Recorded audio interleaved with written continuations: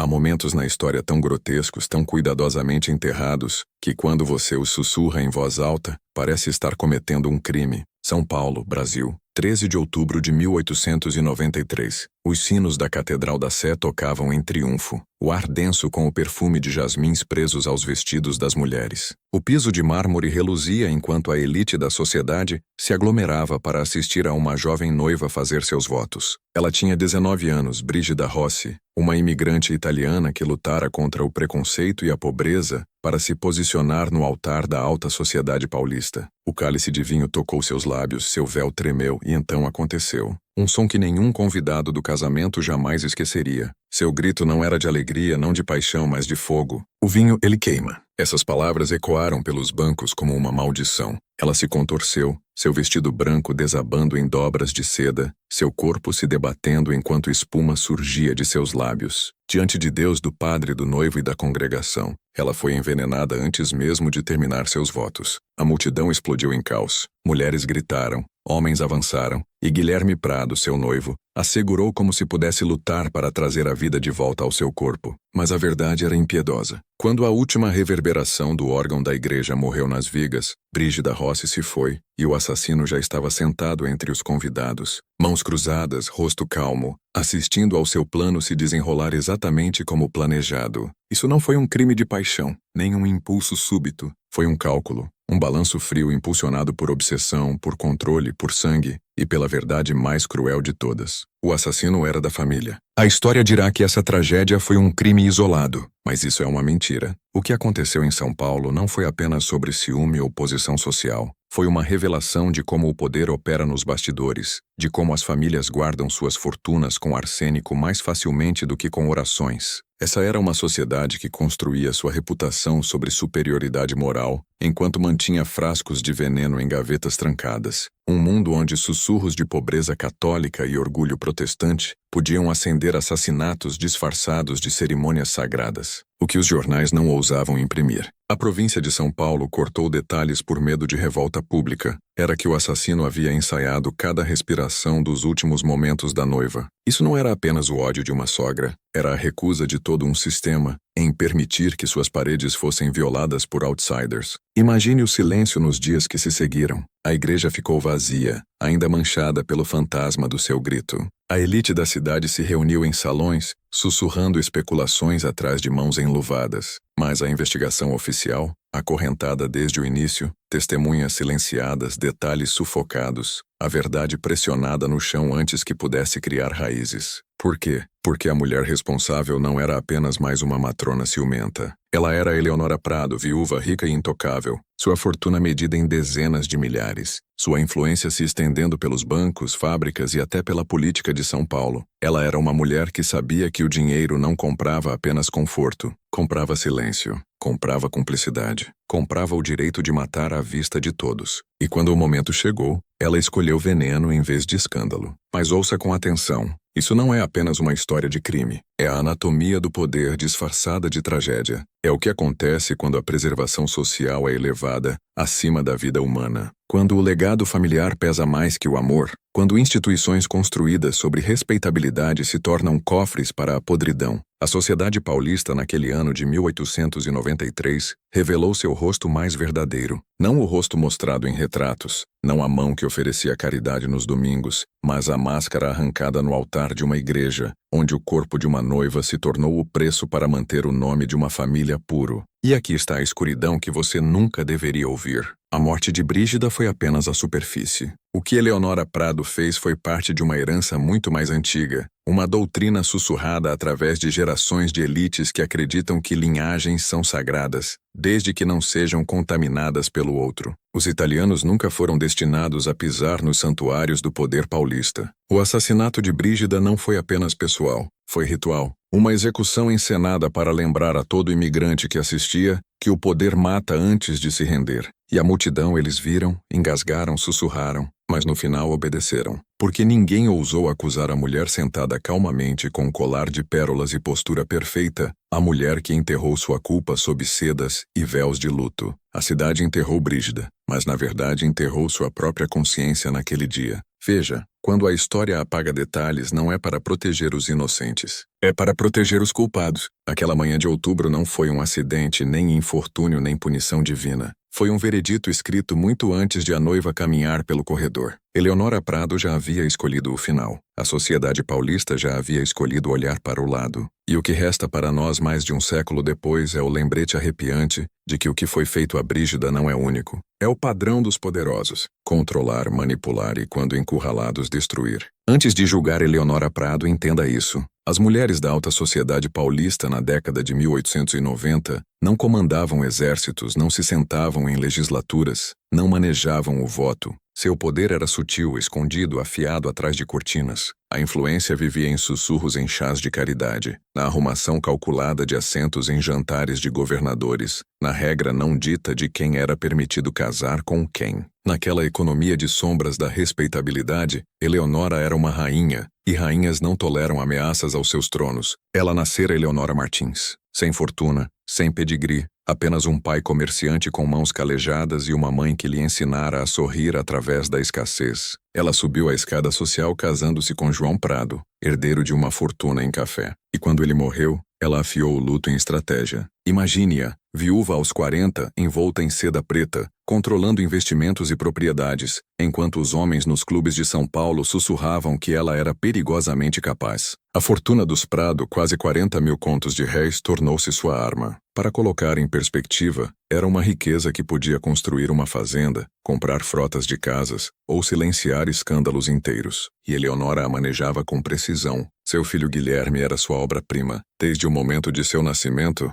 ela o via como milagre e instrumento. Ele não era apenas um menino. Era o vaso do legado da família, a extensão viva de sua ascensão à elite. Toda decisão, sua educação, seus amigos, seus namoros, era roteirizada por sua mão. A Faculdade de Direito do Largo São Francisco o poliu. São Paulo o admirava, e Eleonora acreditava ter garantido o nome Prado para outra geração de influência. Até que Brígida Rossi apareceu. Agora entenda o peso dessa intrusão. Uma imigrante italiana, católica, pobre, filha de um operário de fábrica, ameaçando se casar com seu filho, e por lei, ganhar direito igual à fortuna dos Prado. Não era apenas escandaloso, era existencial. Eleonora sabia como a sociedade paulista pensava, porque vivera dos dois lados de seu desdém. Eles toleravam empregadas italianas, escavadores italianos, costureiras italianas, mas italianos como iguais, como esposas dos herdeiros mais cobiçados de São Paulo. Isso era imperdoável para Eleonora. Não era apenas preconceito,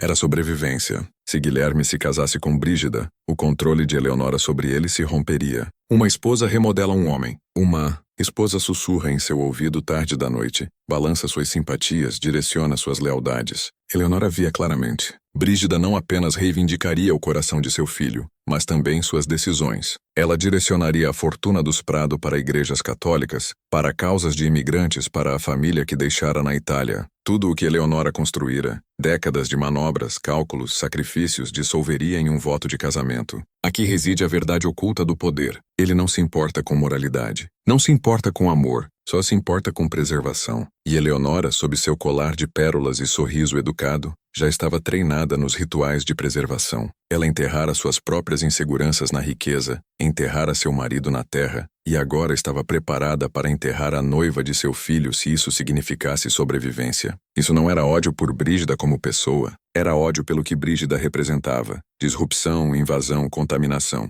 E assim ela começou a estudar o problema não como uma mãe enlutada faria, mas como uma estrategista examinando um campo de batalha. Ela anotou as datas de seus encontros, examinou o local de trabalho de Brígida, observou como as matronas de São Paulo sussurravam com desaprovação, mas secretamente admiravam a postura da jovem. Cada observação endurecia a resolução de Eleonora. Brígida não era apenas italiana, era inteligente, graciosa, perigosamente convincente. Com o tempo, São Paulo poderia aceitá-la. Com o tempo, Guilherme poderia se tornar mais forte sob sua influência. Com o tempo, Eleonora poderia perder tudo. O que você faz quando o tempo em si é seu inimigo? Você acelera o destino. Você reescreve o roteiro. Eleonora decidiu que o dia do casamento, o momento em que toda São Paulo assistiria, era o teatro perfeito para sua intervenção. O veneno não era apenas eficaz, era poético. Um gole de vinho no altar transformado em cálice de morte. Um momento que poderia ser explicado como nervos, constituição fraca, vontade divina, uma tragédia que inspiraria simpatia pela família Prado,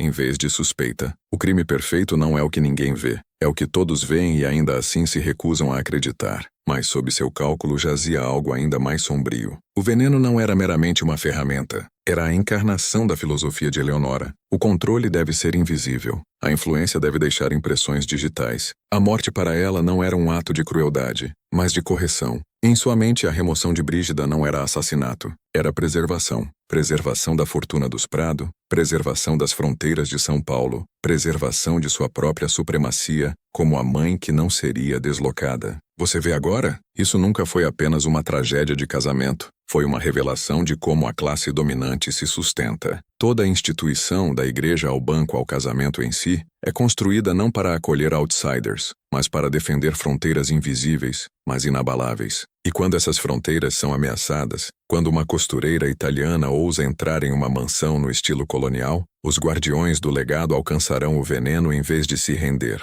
A decisão de Eleonora já estava selada muito antes de Brígida vestir seu vestido. O dia do casamento era simplesmente o palco onde o poder escolheu se revelar em sua forma mais verdadeira, impiedosa, fria, calculadora. E nessa revelação, você e eu somos forçados a confrontar uma verdade que a sociedade ainda esconde. O poder mata para sobreviver e sempre fará. Imagine a Eleonora Prado, sozinha no salão iluminado por velas de sua mansão na Avenida Paulista, as cortinas fechadas apertadas, o único som o tic-tac de um relógio francês que outrora pertencera a seu marido. Sobre a escrivaninha diante dela, jaziam as antigas correspondências de João, cartas que falavam de comércio e exportações, e um detalhe que ele provavelmente nunca imaginara que sua esposa aproveitaria: a disponibilidade de químicos industriais, compostos poderosos o suficiente para moldar não apenas tecidos e madeira, mas o destino humano em si. Nessas cartas havia um nome, um fornecedor no Rio de Janeiro, e uma substância descrita em detalhes clínicos: óxido de arsênico,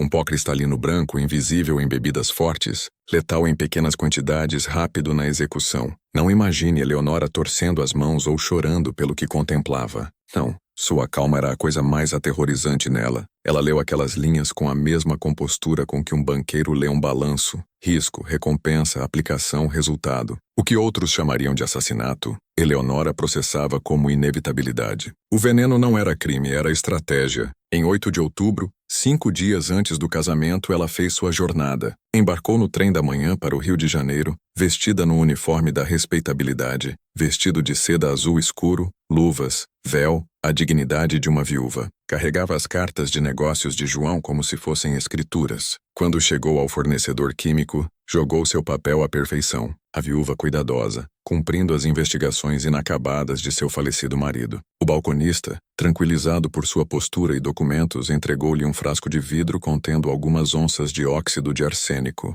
Foi tudo o que precisou. Sem suspeita, sem hesitação, uma pequena troca de dinheiro e um aceno educado, e Eleonora Prado saiu daquele escritório carregando a morte em sua bolsa. No trem de volta ela não se recostou nem dormiu. Manteve o frasco apertado em sua bolsa, sua mente ensaiando cada passo da performance que viria. Ela já havia calculado a dosagem: meia colher de chá dissolvida no vinho cerimonial. Muito, e os sintomas seriam grotescos e suspeitos. Pouco, e a noiva poderia sobreviver o suficiente para os médicos intervirem. Precisão era tudo. Eleonora leu textos médicos na Biblioteca de São Paulo, aprendendo como o arsênico mimetizava a falha cardíaca, como acelerava a fraqueza nos já nervosos. Um colapso no altar seria trágico, mas crível. Ela se preparou não apenas como assassina, mas como cientista das aparências. É aqui que você deve entender. Eleonora não operava em isolamento. Ela operava dentro da arquitetura de sua sociedade. Uma sociedade que possibilitava seu silêncio e confiava em sua compostura. Quem ousaria acusar uma viúva da família mais respeitada de São Paulo?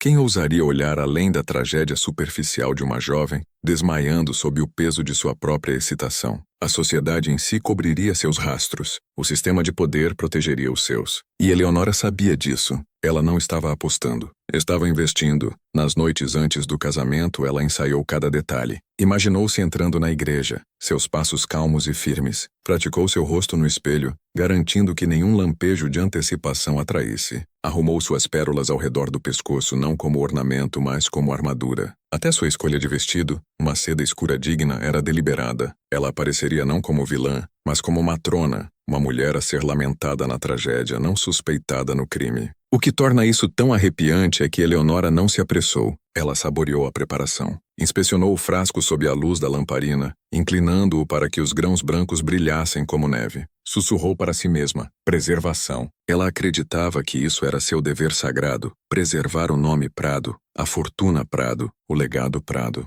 E quando alguém acredita estar agindo sob dever sagrado, não há espaço para hesitação nem para culpa. É assim que as instituições justificam seus atos mais sombrios. Você vê agora como o assassinato foi transformado em ritual? Não foi um ato súbito. Foi liturgia ensaiada como um hino, cada movimento praticado, cada palavra calculada. A preparação de Eleonora era a encarnação da corrupção institucional, a máscara da respeitabilidade ocultando a mão que mexe o veneno. E ainda assim, sob a calma, havia um lampejo de algo mais. Não medo, não dúvida, mas obsessão. Ela observava Guilherme naqueles dias com uma fome estranha, como se memorizasse o rosto de seu filho antes que ele pertencesse a outra mulher. Pairava perto de Brígida, sorrindo com calor maternal, enquanto secretamente tramava sua destruição. Nesses ensaios de morte, Eleonora revelava o horror mais verdadeiro. Ela não se via como assassina, mas como salvadora. Salvadora de sua família, salvadora da sociedade paulista, salvadora das linhas invisíveis que separam os poderosos do resto. Ao amanhecer de 13 de outubro, tudo estava pronto. O arsênico esperava em sua bolsa. Os sinos da igreja esperavam em sua torre. A cidade esperava por um casamento, alheia ao fato de que estava prestes a testemunhar um sacrifício. Porque era isso o que era, não um casamento, mas um sacrifício no altar do poder. 13 de outubro de 1893. O sol nasceu sobre São Paulo em um véu fino de névoa, o rio Tietê brilhando com luz prateada pálida, enquanto os sinos da igreja tocavam. Para a maior parte de São Paulo, era um dia de celebração. Para Eleonora Prado, era o dia em que seu plano seria selado em carne e sangue. Ela acordou antes do amanhecer, a casa quieta, os criados ainda dormindo. Em sua câmara privada, abriu sua escrivaninha e pegou o frasco. Mesmo naquela luz fraca da manhã, o pó branco brilhava com um brilho profano. Ela o estudou com a calma devoção de um padre erguendo um cálice. Então, com mãos firmes, mediu a meia colher de chá que praticara repetidas vezes. Uma fração a mais tornaria a morte de Brígida violenta, suspeita, a menos. E a garota poderia sobreviver o suficiente para arruinar tudo. Precisão era sua fé agora. A mansão se agitou com movimento. Empregadas preparando vestidos, cozinheiros montando bandejas para a recepção, Guilherme assoviando de um jeito que não fazia desde a infância. Eleonora observou seu filho enquanto ele descia a escada em seu casaco matinal, seu rosto vivo com antecipação. Ela se lembrava de segurá-lo como bebê, jurando que o protegeria do mundo. E agora se convencia de que proteção significava destruição. Ele beijou sua bochecha, agradeceu por tudo e partiu para a igreja. Eleonora sorriu, lábios apertados, ocultando o fato de que carregava a morte de sua noiva em sua bolsa. As ruas de São Paulo fervilhavam de carruagens levando convidados à Catedral da Sé. Homens em casacos pretos e cartolas, mulheres em sedas azul claro e lavanda. A elite da cidade se reunia não apenas para testemunhar um casamento, mas para inspecionar uma união que os escandalizava. Uma garota italiana no altar do solteiro mais cobiçado de São Paulo. Era curiosidade tanto quanto celebração que os atraía. E entre eles, Eleonora caminhava com compostura perfeita, seu colar de pérolas brilhando, seus vestidos de seda varrendo os degraus da igreja. Dentro, o santuário reluzia com luz de velas e madeira polida. O órgão inchava enquanto Brígida Rossi, radiante em branco, entrava no braço de seu pai. Sussurros percorreram os bancos. Seu cabelo escuro, seus olhos esmeralda, a confiança em seu passo. Ela se portava com a dignidade de alguém que sabia não ser bem-vinda, mas se recusava a se curvar. Essa dignidade apenas aprofundava a resolução de Eleonora. Brígida não era apenas uma intrusa, era perigosa. Ela poderia conquistá-los e isso não poderia ser permitido. Enquanto o padre conduzia o serviço, a mão de Eleonora pairava perto de sua bolsa. O frasco estava escondido ali, já medido. Ela se voluntariara para ajudar com o vinho cerimonial, insistindo que, como mãe do noivo, era seu dever garantir que tudo fosse impecável. Ninguém a questionou. Por quê? Quem suspeitaria que sob sua elegância adornada de pérolas, batia o coração frio de uma conspiração?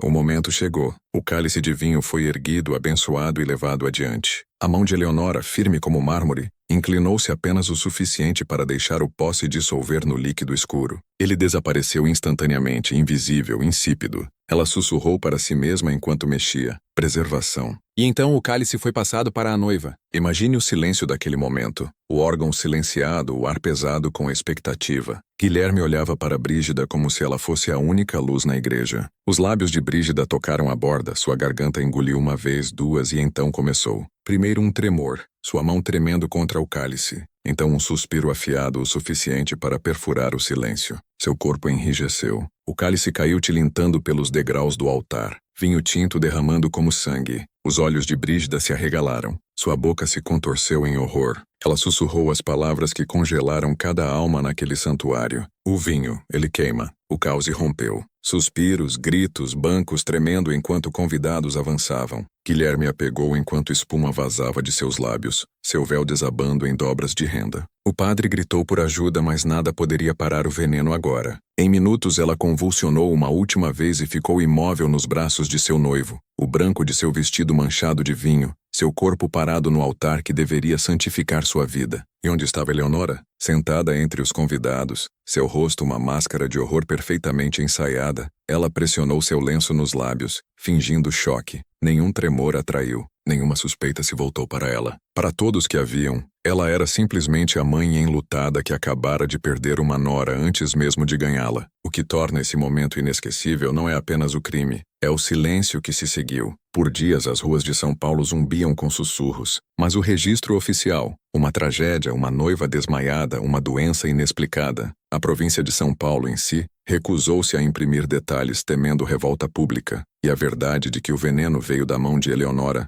foi deixada para apodrecer nas sombras. Mas você está ouvindo agora a verdade que nunca deveria escapar das paredes daquela igreja. O casamento não foi apenas uma união despedaçada, foi um sacrifício, um ritual encenado pelo poder para se preservar, e a sociedade paulista, consciente ou não, tornou-se cúmplice ao se recusar a ver o que estava escondido à vista de todos. Isso não foi apenas a morte de uma noiva, foi o triunfo de uma instituição que escolheu controle sobre compaixão, imagem sobre inocência, sobrevivência sobre amor. O silêncio após a morte de Brígida foi mais alto que os gritos que encheram a Catedral da Sé. Em uma hora, o santuário foi esvaziado. Os convidados foram conduzidos para as ruas cinzentas de São Paulo. A chuva começou a cair levemente, como se até o céu recuasse do que testemunhara. Guilherme permaneceu no altar muito depois dos bancos vazios, seu rosto enterrado contra o véu de Brígida, recusando-se a soltá-la. A imagem se gravou na memória de cada convidado. O noivo agarrando o corpo sem vida de sua noiva,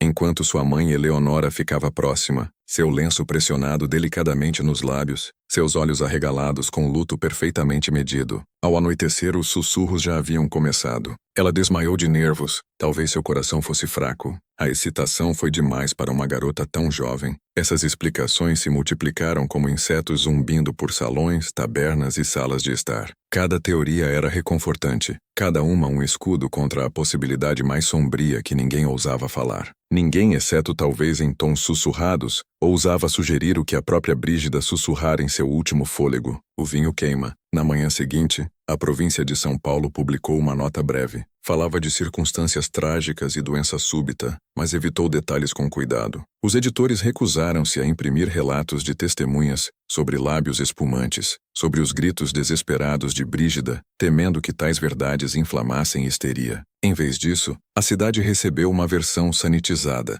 um casamento marcado por infortúnio divino, uma tristeza a ser suportada em silêncio. A imprensa cumprira seu dever, não a verdade, mas a estabilidade. Atrás de portas fechadas, os sussurros eram menos contidos. A elite de São Paulo se reunia em salões, bebendo chá com mãos trêmulas. Alguns suspeitavam de veneno, mas rapidamente enterravam o pensamento sob camadas de negação. Acusar Eleonora Prado, viúva, filantropa, matrona de uma das casas mais antigas de São Paulo, era impensável. Isso fraturaria a sociedade em si. E assim repetiam a narrativa mais segura. A garota era frágil, o dia avassalador. Deus escolhera sua hora. Mas nem todos acreditavam acreditavam na mentira. Criados falavam uns com os outros nas cozinhas, vozes trêmulas. Eles a viram pairando perto do vinho cerimonial. Viram a calma em seu rosto, enquanto o caos se desenrolava. Nos bairros italianos a raiva fervia. A morte de Brígida não era infortúnio, era um aviso. Ainda assim, mesmo Pasquale Rossi, quebrado e vazio, não ousava vozear a acusação publicamente. Que poder tinha um operário imigrante italiano contra o nome Prado?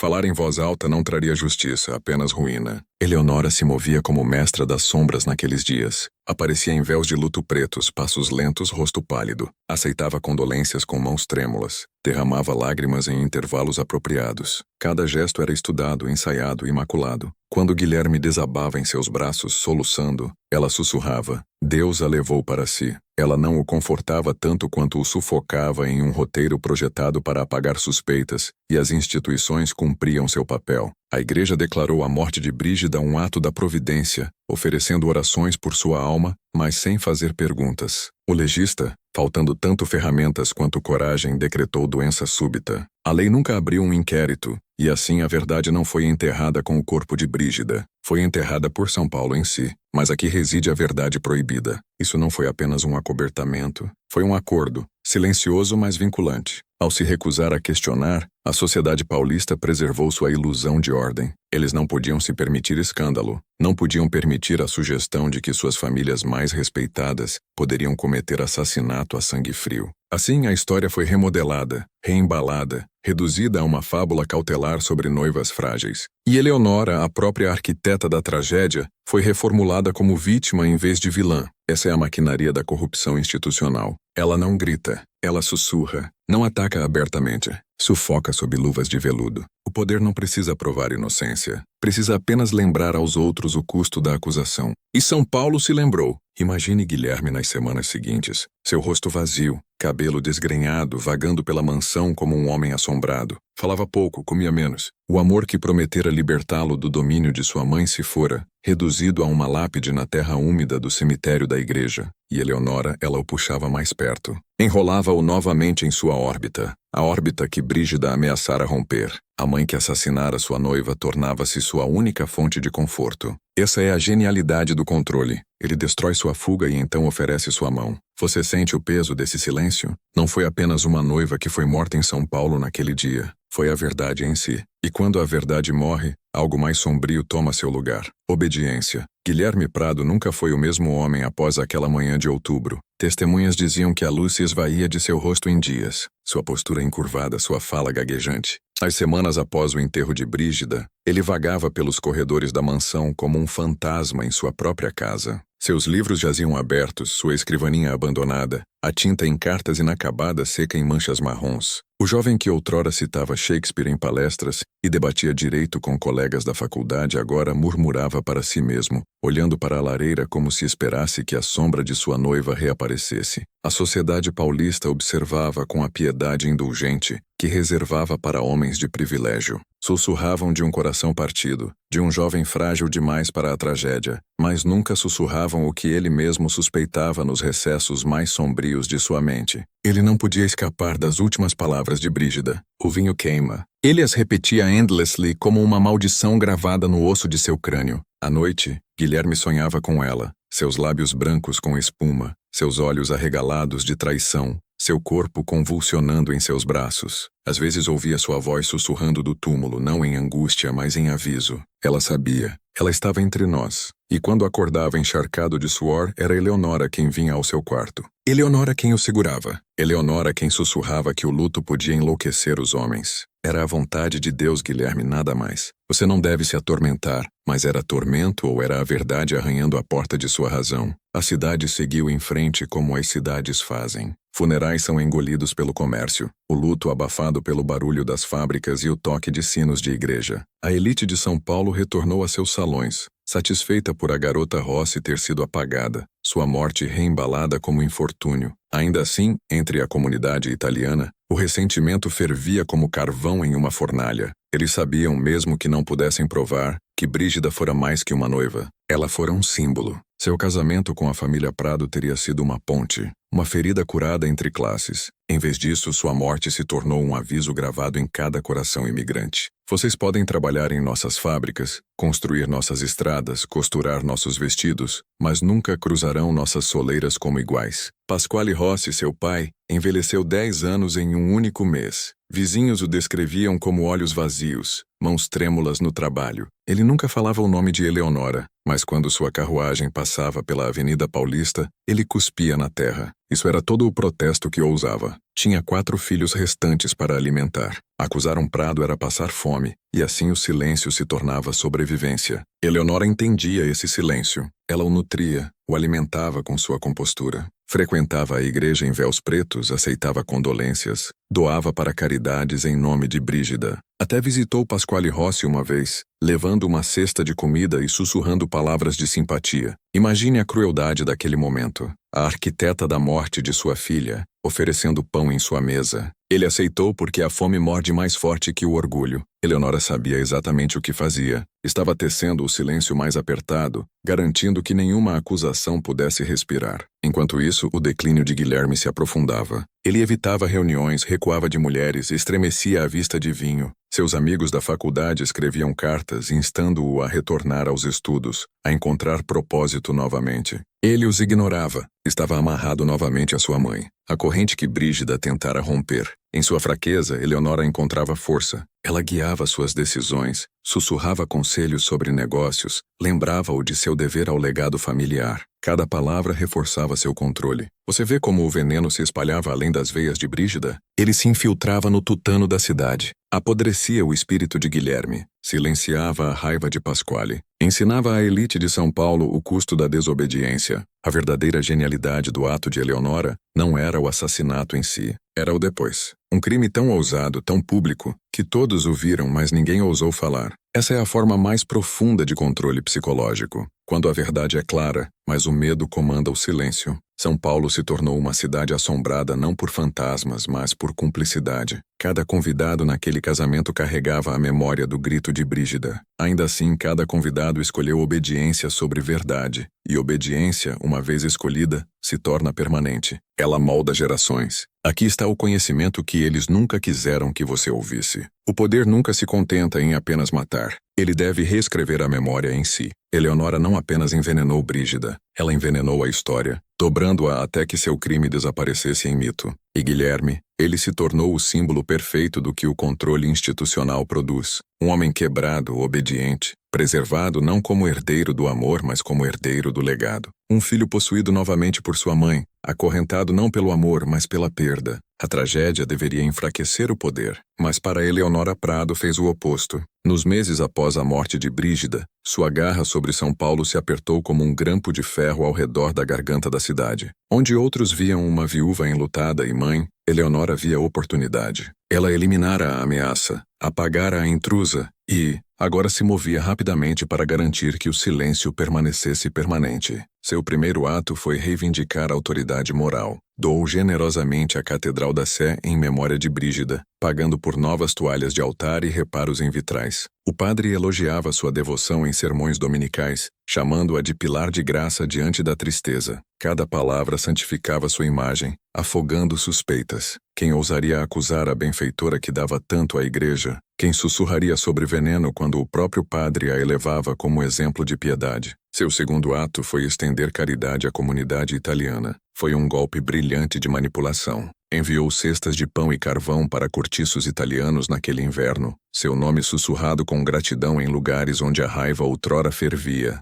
Até Pasquale Rossi, oco pelo luto, não podia cuspir contra uma mulher que colocava comida nas mãos de seus filhos. É assim que o poder funciona. Mata com uma mão e alimenta com a outra, forçando você a engolir gratidão pelo opressor. E então veio seu movimento mais insidioso de reescrever a história. Em salões e salas de estar, permitiu que rumores circulassem sem checagem. Brígida estava nervosa. Brígida era frágil. A constituição de Brígida era delicada demais para a atenção do casamento. Eleonora nunca negava esses sussurros, apenas baixava a cabeça e deixava o silêncio confirmá-los. Com o tempo, a narrativa endureceu. A garota italiana nunca foi forte o suficiente para a sociedade paulista. Sua morte não era crime, mas destino. Você vê o padrão? Eleonora não apenas removeu Brígida do presente, apagou-a do futuro. As filhas de São Paulo repetiam a história como aviso. Cuidado com casamentos que cruzam classes. Cuidado com uniões que convidam vergonha. Cuidado com a noiva estrangeira que se excede em sua posição. A morte de Brígida se tornou parábola. Seu corpo reaproveitado em lição para gerações. Enquanto isso, Eleonora expandia sua influência nas instituições de São Paulo.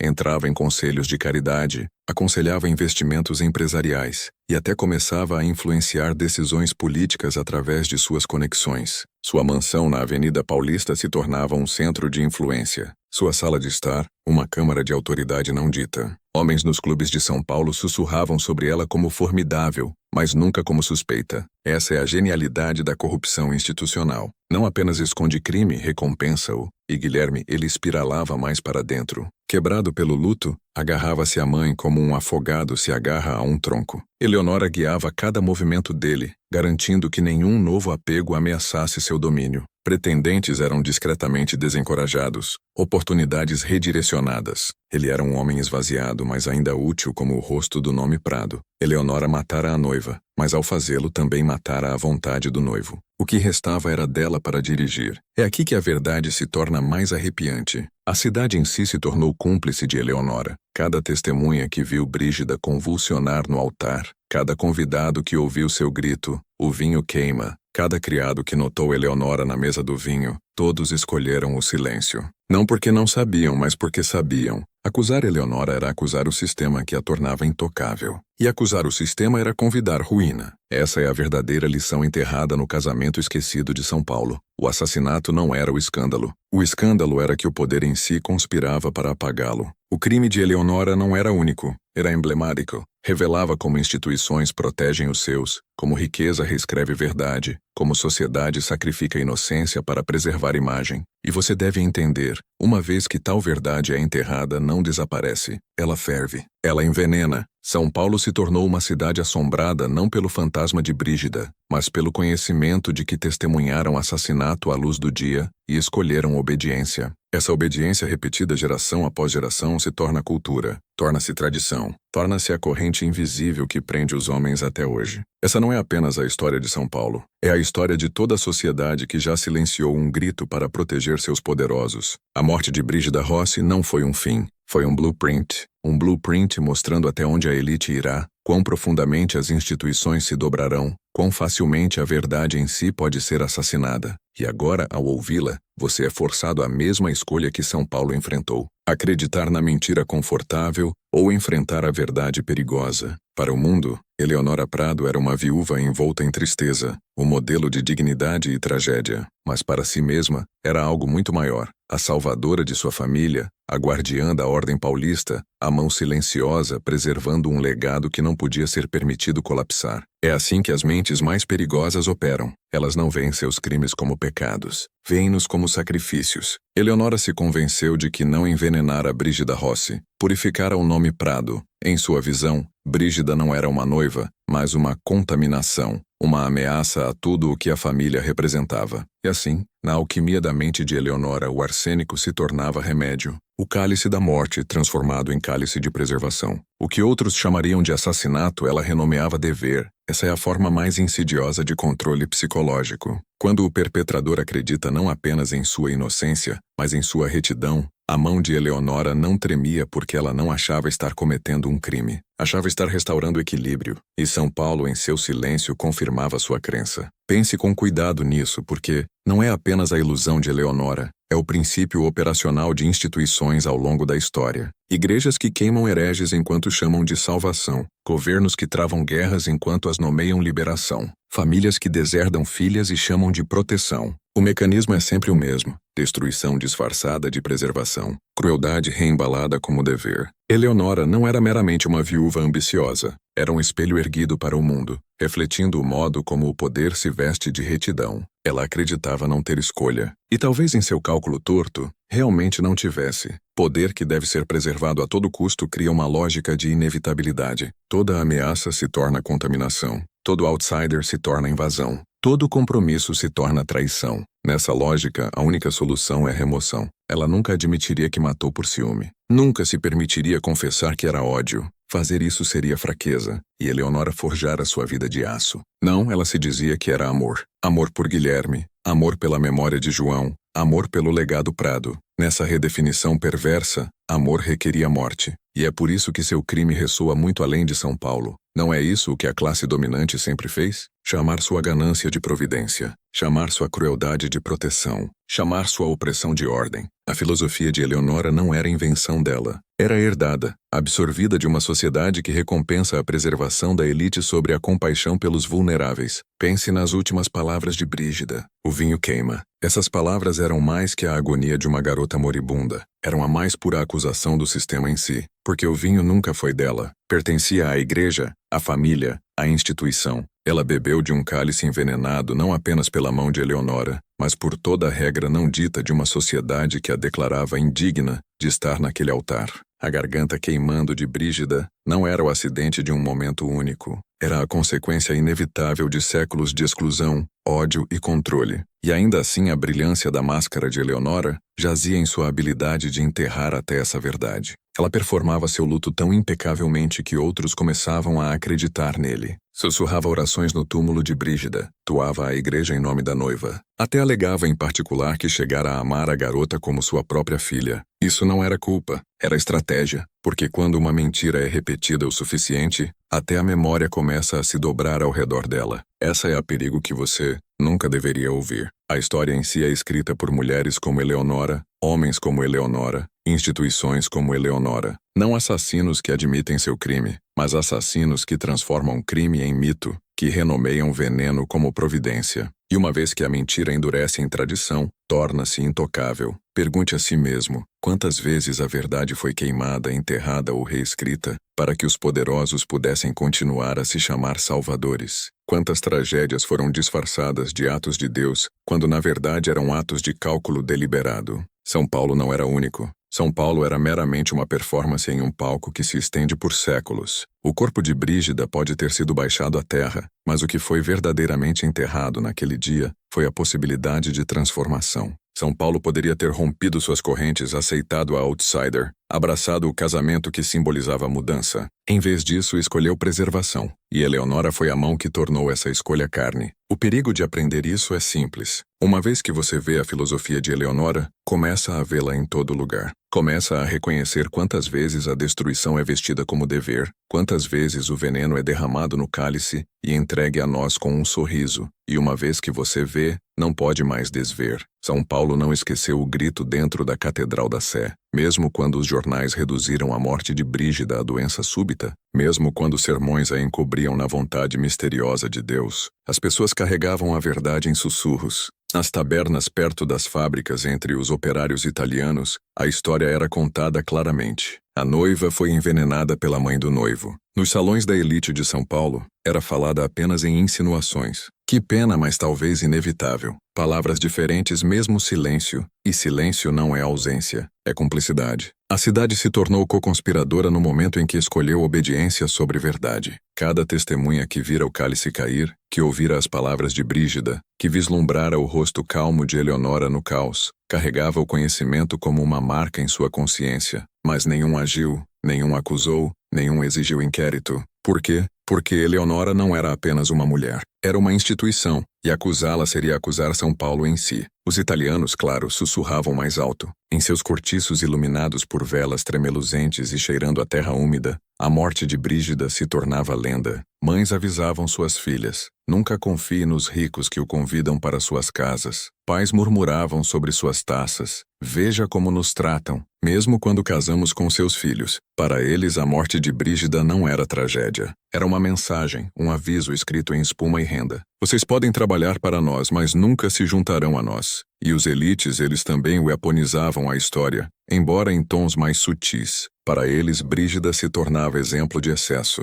Pobre criança, diziam. Seus nervos não suportaram a pressão de casar acima de sua posição. Não chamavam de assassinato, chamavam de fragilidade. Seu colapso se tornava prova de que sangue italiano não suportava o peso da respeitabilidade paulista. Você vê o veneno aqui? Não estava apenas no cálice de Brígida, estava na narrativa em si, torcida até que sua morte justificasse o preconceito que a matou. É assim que a manipulação institucional funciona. Um crime não é apagado, é reaproveitado. Um grito não é silenciado. É distorcido até se tornar um eco que reforça a obediência. As últimas palavras de Brígida, o vinho queima, deveriam ser uma acusação. Em vez disso, São Paulo as transformou em mito, uma história de fraqueza em vez de aviso. A cidade bebeu a mentira de Eleonora e a engoliu inteira. Mas mitos deixam traços. Criados se lembravam, convidados carregavam. Havia aqueles que, em particular, confessavam suspeitas. Uma entrada de diário encontrada décadas depois no sótão da casa de um comerciante paulista lê: "Temo que a noiva não tenha sido levada pela providência, mas por design. Ainda assim, ninguém falará, pois fazê-lo nos desfaria a todos." Essa linha captura o coração da culpa da cidade. Falar a verdade era arriscar desfiar o tecido frágil da ordem. E assim o silêncio se tornava sobrevivência, não só para os Rosses, mas para São Paulo em si. E é aqui que desenterramos a corrupção mais profunda. As instituições de São Paulo não falharam, elas sucederam. Seu propósito nunca foi revelar verdade. Seu propósito era manter controle, preservar aparências, proteger a santidade de famílias como os Prados. A morte de Brígida não era uma falha de justiça. Era justiça como o sistema a definia, uma reafirmação de fronteiras, um sacrifício ritual para lembrar a todos de seu lugar. Gerações depois, a história perdurava como um fantasma. Crianças se desafiavam a passar pela Catedral da Sé à noite, sussurrando que uma noiva em branco ainda convulsionava no altar. Famílias italianas contavam a história com amargura. A elite de São Paulo a contava com uma lição presunçosa anexada. Mas em ambas as contagens o resultado era o mesmo. Medo. Medo de cruzar linhas, medo de subir alto demais, medo de convidar destruição ao desafiar a ordem invisível. Você vê a brilhância dessa manipulação? Eleonora matou uma mulher, mas a cidade em si garantiu que a mensagem perdurasse. A morte de Brígida se tornou memória cultural, uma ferida disfarçada de sabedoria. E nessa memória, a mão de Eleonora permanecia invisível. Seu crime transformado em fábula cautelar, que servia sua causa muito depois de ela se ir. Aqui está a verdade proibida. Quando sociedades enterram crimes, não os enterram para proteger apenas os culpados. Enterram-nos porque o crime em si é útil. O assassinato de Brígida era mais que um ato de preservação. Era propaganda e São Paulo, consciente ou não, se tornava sua porta-voz. É por isso que a história importa mesmo agora, porque toda vez que a história diz que uma tragédia foi acidente, fraqueza, providência, você deve perguntar cujo poder aquela mentira preserva? Cuja mão transformou o assassinato em mito? O luto não apenas fere um homem, ele o remodela. Guilherme Prado, outrora saudado como o herdeiro mais promissor de São Paulo, se tornou uma sombra em sua própria cidade. Os dias após o enterro de Brígida o encontravam vagando pelos corredores da mansão, ombros curvados, cabelo desgrenhado,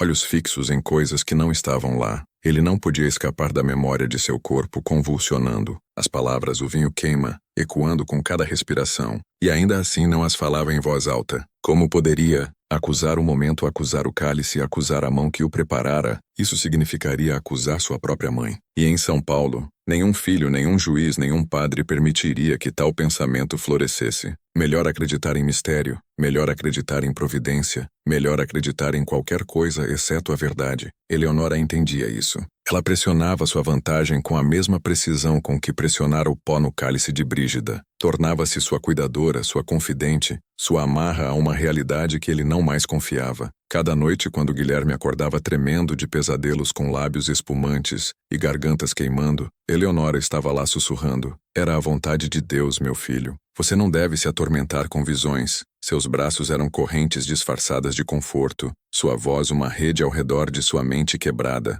Guilherme começou a temer vinho, temer reuniões, temer o olhar de estranhos. Recusava convites, ignorava cartas, abandonava amizades, sua reputação outrora brilhante embotada em murmúrios de piedade. O rapaz foi arruinado, sussurravam os cavalheiros de São Paulo em seus clubes. Pobre Eleonora! Como ela sofre pelo luto de seu filho. Você vê a inversão? A assassina não era suspeitada, mas lamentada. A morte da vítima não era o escândalo. O declínio do noivo era, e São Paulo se inclinava para a mentira. A igreja drapava a morte de Brígida em mistério religioso, falando de vasos frágeis e timing divino. A imprensa reforçava o silêncio, publicando apenas notas vagas de tristeza. As matronas da cidade sussurravam lições nos ouvidos de suas filhas. Nunca case fora de sua classe. Nunca teste a ordem das coisas. Nunca esqueça o que aconteceu à garota italiana que sonhou alto demais. Dessa forma, o crime se tornava mais que ocultação. Tornava-se lei. Mas Guilherme carregava uma lei diferente dentro de si. A lei da memória. Cada vez que olhava para sua mãe, via não apenas suas pérolas polidas e véus de luto,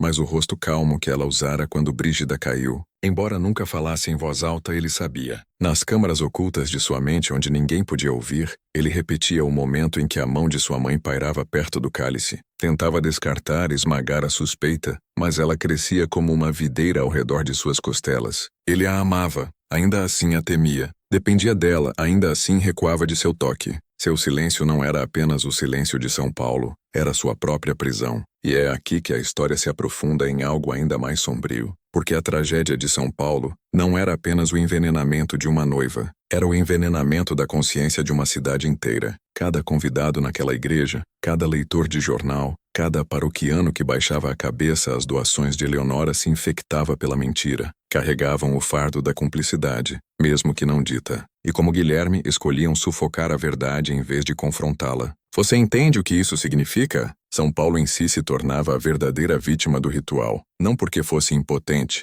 mas porque voluntariamente entregava poder para preservar suas ilusões. A cidade se marcava naquele dia, marcada com o conhecimento de que testemunhara um assassinato à vista de todos, e se curvava à mão que o cometera. Essa é a forma mais profunda de controle psicológico. Quando o silêncio se torna identidade, quando as pessoas não mais precisam ser forçadas à obediência, porque a obediência se tornou o ar que respiram. Quando gerações herdam não apenas riqueza ou pobreza, mas o silêncio em si, passado como uma herança. Guilherme nunca se casou novamente. Envelheceu em um homem vazio, caminhando ao lado da carruagem de sua mãe como uma bela sombra. São Paulo o lamentava, mas também aprendia com ele. Ele era o lembrete vivo do que acontece quando alguém tenta desafiar as linhas invisíveis. Sua quebra se tornava outra camada de aviso, outra fio na teia que Eleonora tecera. E Eleonora, ela prosperava. O nome Prado perdurava. A mansão na Avenida Paulista permanecia símbolo de respeitabilidade. Seus jardins bem cuidados, suas janelas reluzentes. Convidados frequentavam seus jantares, curvavam-se à sua influência,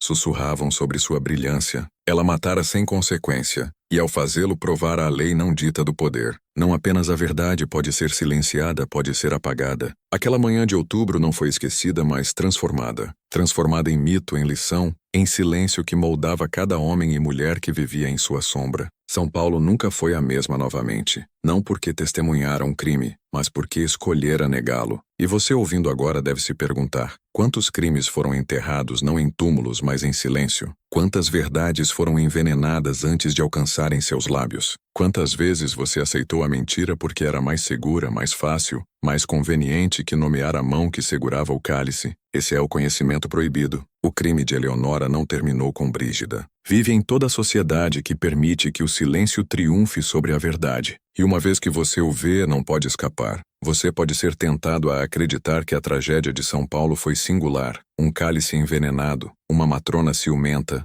uma única noiva sacrificada para preservar o nome de uma família. Mas isso é a mentira. A verdade é muito mais perigosa. A morte de Brígida Rossi não foi um acidente de circunstância, mas um padrão em uma vasta arquitetura de controle. E uma vez que você o vê, começará a reconhecê-lo em todo lugar. Eleonora Prado não agiu em vácuo. Agiu dentro de um sistema que a treinou a pensar como pensava. A sociedade paulista, com suas linhas rígidas de classe e sangue, era meramente um ramo de uma árvore antiga, suas raízes se estendendo por séculos de manipulação. Em toda era, em todo império, os poderosos cometeram crimes sob o manto da retidão, transformando seus assassinatos em rituais de preservação. Considere as aristocracias da Europa, onde casamentos não eram uniões de amor, mas transações de sangue e terra. Quantas noivas foram silenciadas, exiladas, envenenadas, descartadas em nome do legado? Quantos filhos e filhas foram negados seus votos, seus futuros reescritos por uma matriarca ou patriarca que decidia que linhagens eram mais sagradas que vidas? A história de São Paulo ecoa as cortes de Versalhes, as dinastias de Londres, as câmaras ocultas de Roma. Sempre o mesmo padrão. Preservação através de apagamento, dever através de destruição. E não pense que o Brasil era imune.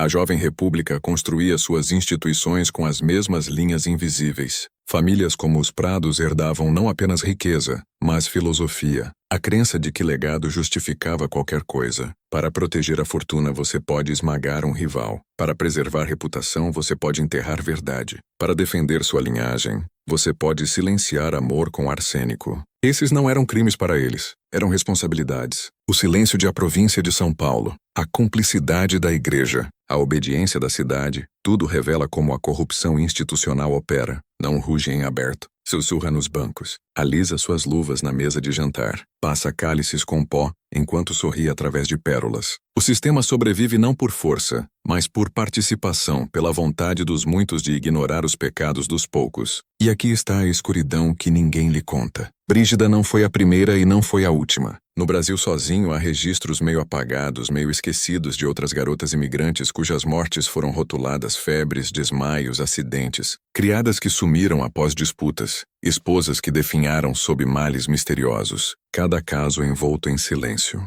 Cada caso servindo o mesmo propósito. Lembrar outsiders de seu lugar. Lembrar insiders de que preservação não tem consciência. Você vê como o padrão se desdobra? Uma noiva colapsa em um altar em São Paulo e a cidade obedece. Mas a mesma obediência ocorre em salas de reunião, em tribunais, em governos, quando banqueiros arruinam milhares mas são elogiados por estabilidade, quando guerras são travadas e chamadas liberação, quando gerações enterram suas dúvidas porque a verdade é perigosa demais para falar. O cálice está em todo lugar. O veneno está em todo lugar e o silêncio está em todo lugar. Esse é o verdadeiro poder do ato de Eleonora. Não está confinado a uma mulher, uma cidade ou um século. É um símbolo do modo como o poder sobrevive através do tempo. Não precisa de exércitos, não precisa de leis, precisa apenas de silêncio. E silêncio sempre está disponível porque silêncio sempre é mais seguro. Mas você ouvindo agora não está mais seguro, porque uma vez que houve esse padrão nomeado, uma vez que reconhece que o que aconteceu com Brígida não é único mas arquetípico,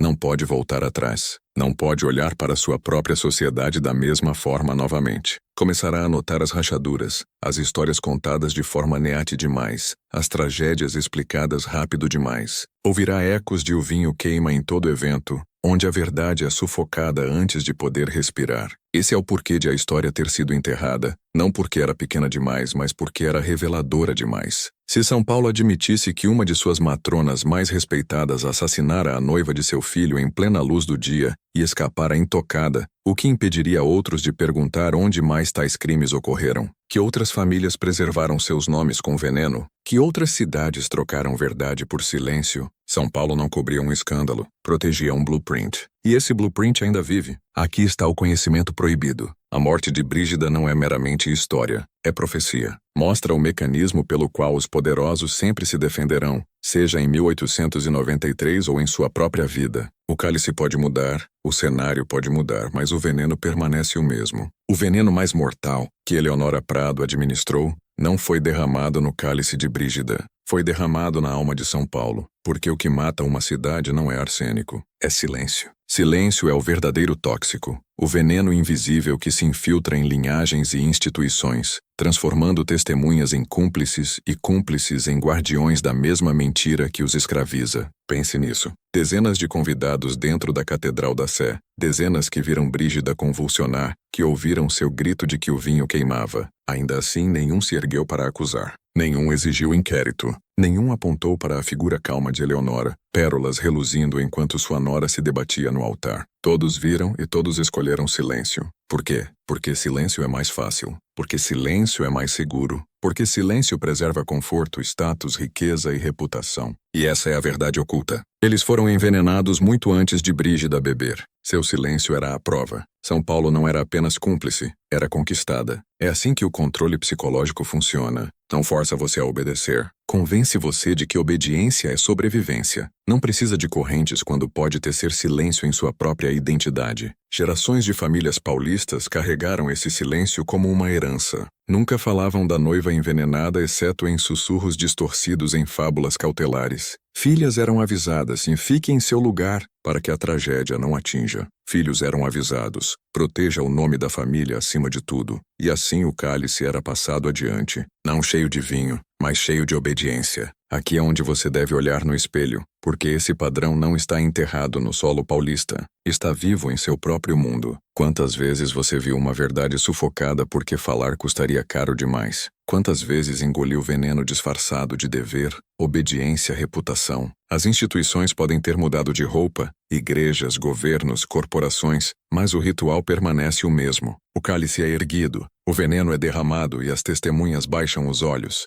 Mas você não está aqui meramente para ouvir uma história. Está aqui para decidir se continuará o silêncio ou o romperá. Porque uma vez que vê a maquinaria, não pode desver. E uma vez que entende, ameaça. Esse é o lugar onde peço que haja, não por mim, mas por você mesmo, para sair do silêncio e entrar no despertar. O silêncio de São Paulo não era único. Era apenas um fio em uma vasta tapeçaria tecida através do Brasil. Um tecido invisível costurado por verdades suprimidas e gritos esquecidos. O que aconteceu na Catedral da Sé em 1893 era um ritual que você encontrará repetido novamente e novamente, sempre que os poderosos são ameaçados por aqueles que consideram indignos. O cálice envenenado não está preso a São Paulo. É passado através de gerações, através de estados, através de instituições. Olhe de perto e verá suas manchas em cada canto da história da nação. Nas fábricas onde crianças imigrantes trabalhavam 12 horas por dia, suas mortes descartadas como acidentes infelizes. Nas fazendas onde homens e mulheres escravizados sumiam na terra, seus desaparecimentos explicados como fugas. Nos orfanatos onde garotas sem nome de família eram encontradas sem vida, seu sofrimento encoberto em sussurros de doença. Esses não eram acidentes, eram sacrifícios como Brígida, e sempre o mesmo silêncio seguia. A maquinaria é consistente. Uma tragédia ocorre. As vítimas sussurram suas verdades finais. Testemunhas ouvem, veem, sabem e então negam. Jornais sanitizam. Igrejas santificam. Autoridades certificam e o povo obedece. São Paulo não cobria um crime único. Demonstrava o blueprint de como todas as sociedades preservam sua própria corrupção. Considere os paralelos. A morte de Brígida culpada pela fragilidade. Quantas vezes mulheres foram declaradas fracas quando ameaçam estruturas rígidas demais para se dobrar? Quantas vezes imigrantes foram considerados inaptos, suas mortes reaproveitadas como avisos? Quantas vezes o fogo do protesto foi sufocado, declarando o protestante instável, frágil ou doente? O padrão é tão familiar que se torna invisível, porque invisibilidade é a maior arma do sistema. Mas nos sussurros da história, a verdade ainda respira. Diários escondidos em baús, cartas nunca publicadas, documentos judiciais selados em arquivos municipais. Nessas páginas esquecidas, você encontra indícios de que o destino de Brígida não era só dela. Operários italianos envenenados em disputas trabalhistas. Homens livres negros desaparecendo sob doenças misteriosas. Mulheres de famílias ricas confinadas, suas mortes explicadas como melancolia quando, na verdade, desafiavam a autoridade errada. O solo brasileiro está cheio de tais silêncios, cada um cálice erguido à preservação. E quanto às instituições, a província de São Paulo não inventou a supressão, aperfeiçoou-a. Jornais através da jovem nação faziam o mesmo, cortando o grotesco, sanitizando o escândalo, elogiando o benfeitor, enterrando o inconveniente. Igrejas faziam o mesmo, pregando obediência, rotulando tragédia como providência, e lembrando congregações de que questionar a autoridade era questionar Deus. Tribunais faziam o mesmo, carimbando vereditos que preservavam poder, nunca ousando colocar a riqueza em julgamento. O grito de Brígida, o vinho queima, não era apenas um momento em uma igreja, era uma profecia para todo o silêncio que seguiu. Toda vez que verdade é descartada como fraqueza, toda vez que os poderosos reescrevem eventos para preservar sua imagem,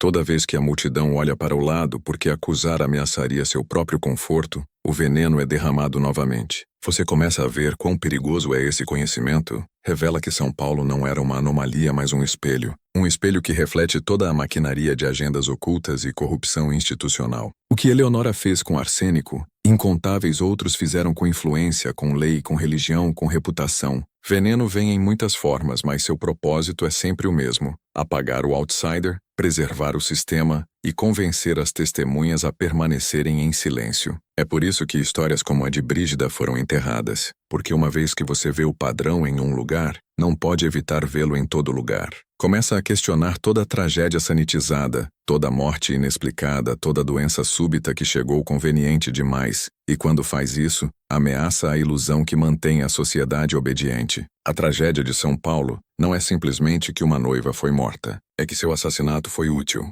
Útil para Eleonora, útil para a elite paulista, útil para toda instituição que prefere silêncio a escândalo. Essa utilidade transformou sua morte em algo maior que crime. Tornou-se uma arma, uma ferramenta, uma lição ritual gravada na memória brasileira, mesmo que ninguém ousasse dizê-la em voz alta. E aqui está a parte arrepiante. O Brasil ainda bebe desse cálice. Cada vez que verdade é sufocada, cada vez que silêncio é recompensado, cada vez que poder reescreve tragédia em mito, o vinho envenenado é erguido novamente. Você pode acreditar que está distante daquele altar em São Paulo, mas não está. Está diante dele todo dia. A questão é se beberá. As prisões mais perigosas não são construídas de pedra ou ferro. São construídas de silêncio. Silêncio passado como escritura. Silêncio herdado como sangue. Essa é a prisão que Eleonora Prado construiu. Não apenas para seu filho, não apenas para a família de Brígida, mas para São Paulo em si. E é a mesma prisão que existiu em toda a sociedade, em toda a era, onde o poder decide que verdade é cara demais para permitir.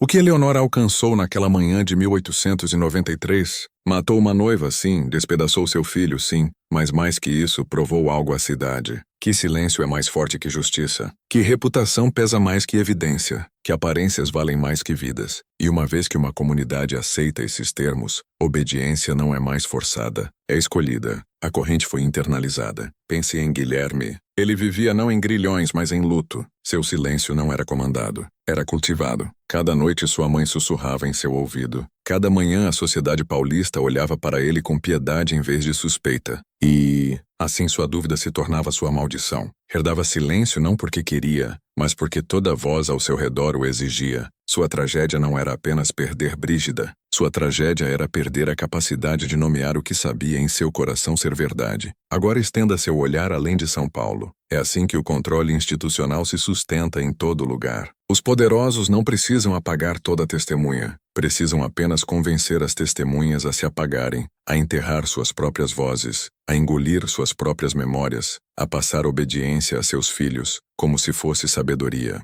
E assim a maldição do silêncio perdura, passada não por lei ou decreto, mas por histórias familiares, mitos culturais, medos herdados. É por isso que a morte de Brígida se tornou lenda. Não porque a cidade queria honrá-la, mas porque a cidade precisava de sua história torcida em aviso. Para os italianos era nunca suba acima de sua posição. Para a elite era nunca contamine a linhagem. Para todos era nunca acuse os poderosos. O vinho envenenado se tornava um ritual repetido em sussurros, ensinando cada nova geração como obedecer sem ser dito. E aqui reside a cruel brilhância do sistema. Convence você de que silêncio é sobrevivência, quando na verdade silêncio é escravidão. Diz que obediência o protegerá, quando na verdade obediência alimenta a mão que o envenena. São Paulo não foi preservada pelo silêncio, foi devorada por ele. A cidade se tornou assombrada, sua consciência queimada, seu povo marcado para sempre pelo conhecimento de que viram assassinato e escolheram olhar para o lado. Essa é a verdadeira psicologia do controle. Medo vestido de sabedoria, obediência disfarçada de tradição, silêncio mascarado de lealdade. E uma vez que entra na corrente sanguínea de uma sociedade, não sai. Muda, adapta, sobrevive. Eleonora pode ter morrido em sua mansão anos depois, pérolas ainda ao redor do pescoço, seu crime impune. Mas sua filosofia vivia, não em palavras, não em livros, mas no silêncio em si. E é por isso que a história de Brígida Rossi importa, porque não é apenas uma janela para o passado. É um espelho para o presente. Quando ouve de tragédias sanitizadas, quando ouve de escândalos explicados, quando ouve de vítimas descartadas como fracas ou indignas, pergunte a si mesmo cujo poder aquele silêncio serve. Quem está erguendo o cálice envenenado dessa vez? E você beberá como São Paulo fez ou recusará? A maldição do silêncio não é inevitável, mas parece inevitável porque é herdada. Você nasceu nela, foi treinado nela, foi dito que era segurança, tradição, respeito. O conhecimento proibido é esse. Silêncio não é segurança, é rendição, é o mecanismo pelo qual o poder sobrevive. E uma vez que vê isso, não pode mais se chamar inocente. A igreja está vazia agora. O órgão há muito silenciou. A Catedral da Sé ainda está de pé, suas pedras desgastadas, suas janelas brilhando na luz do entardecer. Visitantes passam por seus bancos alheios ao fato de que sob aquelas vigas, uma noiva outrora convulsionou em agonia, sussurrando com seu último fôlego. O vinho queima. A cidade a esqueceu ou fingiu, mas a verdade ainda perdura, mais pesada que pedra, esperando alguém disposto a erguê-la das sombras. Eleonora Prado morreu uma velha. sua reputação intacta, seu nome ainda falado com respeito nos salões de São Paulo. Foi enterrada com pérolas ao redor do pescoço, as mesmas pérolas que usara quando sua nora colapsou diante do altar. Nenhum tribunal jamais a questionou. Nenhuma igreja jamais nomeou seu crime. Nenhum jornal jamais contou a história completa. Ela levou seu segredo para o túmulo, e a cidade a ajudou a enterrá-lo. Mas isso é a mentira. Segredos não morrem quando o corpo morre. Sobrevivem em sussurros, em inquietação, em mitos contados a crianças em quartos iluminados por velas. Sobrevivem no modo como as pessoas baixam a voz quando falam de poder. Sobrevivem no silêncio que você herda sem saber. São Paulo enterrou o corpo de Brígida, mas não pôde enterrar suas palavras. E agora você as ouviu. Você entende o perigo disso? Uma vez que o padrão é revelado, não pode ser desfeito. Começa a reconhecer quantas tragédias ao seu redor usam a mesma máscara, sanitizadas por jornais, santificadas por igrejas, desculpadas por instituições. Começa a perceber quantas Eleonoras ainda andam entre nós, sorrindo através de pérolas enquanto seguram o frasco atrás das costas. O veneno não se foi. Está em todo lugar. É por isso que essa história importa. Não porque é história, mas porque é profecia. Mostra o que o poder sempre faz quando ameaçado. Mata, silencia, reescreve, e então exige obediência, não por força, mas pelo conforto do silêncio. São Paulo obedeceu, e assim o cálice foi erguido novamente e novamente em fábricas, em tribunais, em famílias, em nações. Agora o cálice está diante de você. O veneno não é arsênico, é obediência. É o sussurro que diz, fique quieto, proteja-se, olhe para o lado, mas você ouviu a verdade, sentiu o queimor do conhecimento proibido em sua própria garganta. E uma vez que prova, não pode voltar. Então o deixo com uma escolha, a mesma que São Paulo enfrentou em 1893. Você baixará os olhos e herdará o silêncio? Ou falará as palavras que rompem o ritual? Porque uma vez que faz, você saiu da prisão que Eleonora construiu, fora da maquinaria que prospera no silêncio. Você escolheu verdade sobre obediência. Você escolheu despertar. Eleonora Prado preservou seu nome. São Paulo preservou suas ilusões. Mas você pode preservar algo muito mais perigoso. Consciência. O tipo que muda um homem para sempre, uma vez que ouve. Lembre-se de Brígida. Lembre-se de seu grito. Lembre-se do cálice. Porque a história não termina em 1893. Começa lá.